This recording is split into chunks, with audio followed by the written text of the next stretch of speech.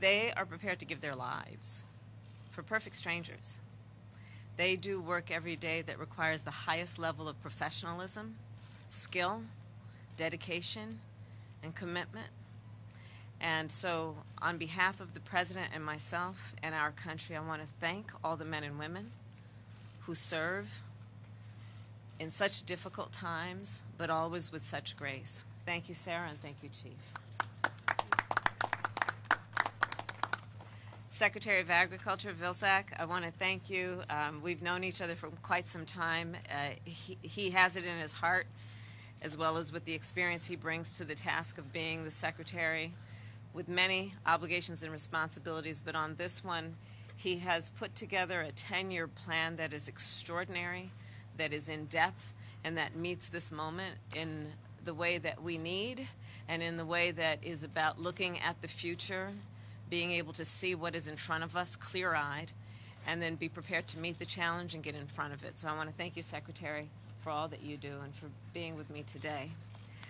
Governor Newsom, I want to thank you. You know, the President and I think actually even perhaps before we were sworn in, but certainly around that time, which is a year ago, had been convening governors from the western states in particular to address this epidemic, if you will, of wildfires.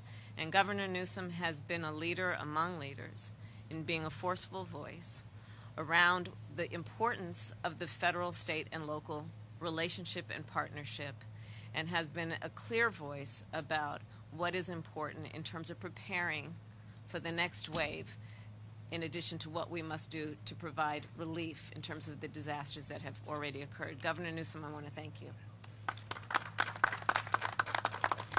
Senator Padilla and Congressman Aguilar, Chairman, I want to thank you both. I was joking with them earlier. The President and I and all of us could not do what we're doing in terms of the announcements today were they not in the United States Congress producing all of the leadership that is important for those checks to get drawn so that they can be signed. They advocate in an extraordinary way, and I happen to know, because of my 4 years in the Senate, that it is not always easy. You know, the western states have a particular need around wildfires. There's been so much about the history and tradition of federal response to natural disasters that has been grounded on natural disasters that are not wildfires. They take, for example, hurricanes, tornadoes. And this epidemic of wildfires is relatively new in that there have always been wildfires in one form or another, but the frequency and the intensity and the ubiquity of wildfires just in the last couple of years, as the governor talked about, is extraordinary and requires our federal government to see what is happening and act in real time. And that is the work that is finally happening in a way that the government and the federal government is not slow to react, but has been quick to react to deal with the needs that are present and are serious in terms of the impact on real life, property, and the well-being of whole communities. I am a daughter of California, a proud daughter of California, so I bring perhaps to this issue a bit of personal experience. Growing up where we had droughts, growing up in these conditions, understanding the seriousness of being able to respond quickly. Our family, in the last few years, we've had evacuation orders because of the wildfires. So I understand from personal experience how many people in a state of 40 million people, and when you talk about western states, you're talking about tens of millions of people, are under threat of these kinds of disasters. I personally was on the ground and visited after the Tubbs fire in Santa Rosa in 2017. I was on the ground at Paradise in 2018 during the Camp Fire and the Creek Fire in Fresno in 2020, where the governor and I, Governor Newsom and I, visited. The extraordinary courage of these firefighters is the kind of courage that includes them fighting fires while they are aware that their own home may be burning. I've met firefighters who were fighting fires while their own home was burning.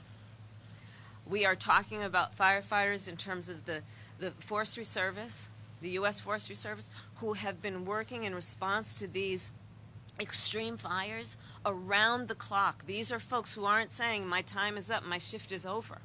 They work multiple shifts, often without enough sleep and certainly without enough rest in terms of dealing with the danger that they face every day and what that requires from the human spirit to be able to take it on and run into danger, to prevent that danger from spreading to other human beings. So the work the President and I are doing is about meeting this moment, understanding that the climate crisis has almost everything to do with what we are seeing in terms of the crisis of wildfires.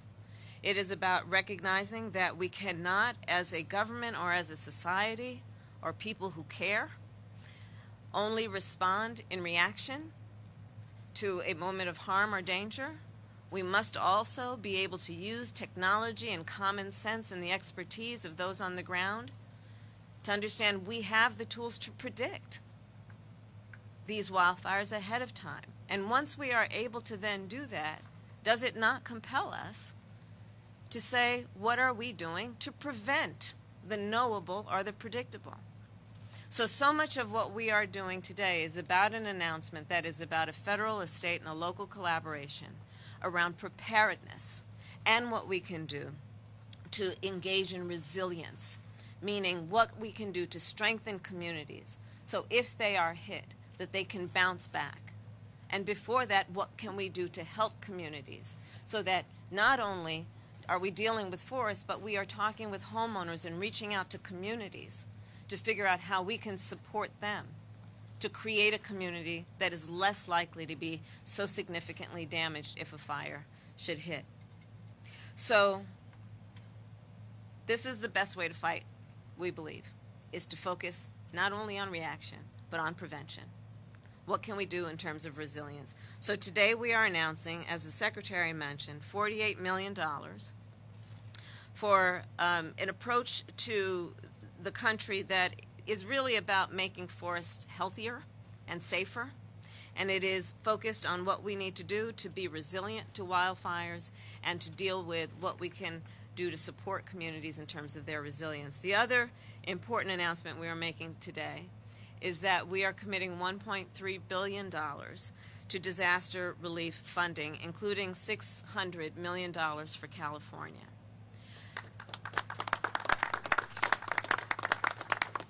And again, some of the work that we've been doing and that these congressional leaders have been doing, we've been doing in the administration, is to realize that so many of the traditions around our federal agencies in response to disasters and natural disasters has not been focused necessarily on the nature and pathology of fires.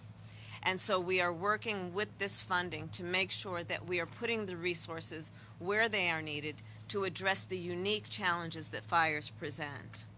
And this is in addition to the investments that we have made in the bipartisan infrastructure law.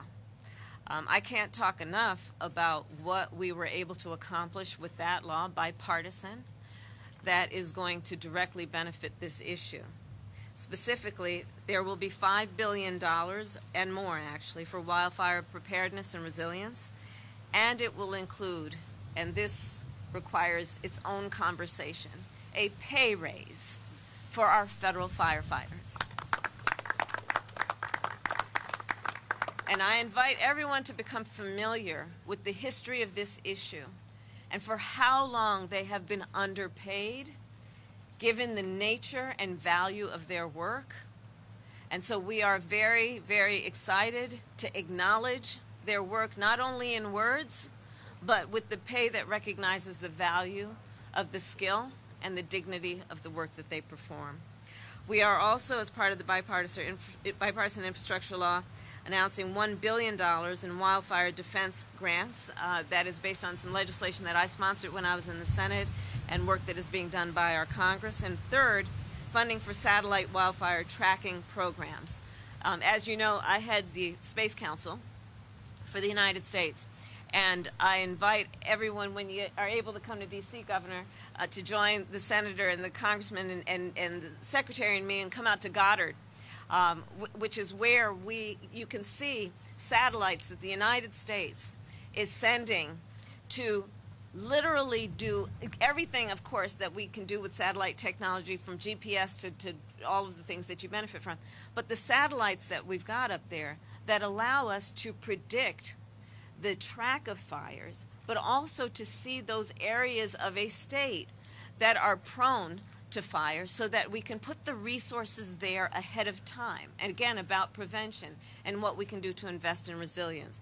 So this is some exciting work, and I'll close my comments by saying this.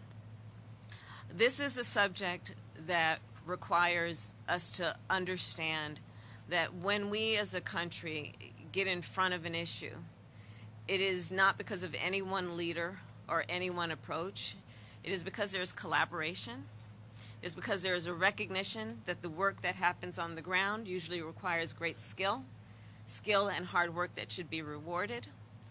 There is the work that is about collaboration between governments. We are our best when local, state, and federal work together hand in hand, unencumbered by politics or partisanship.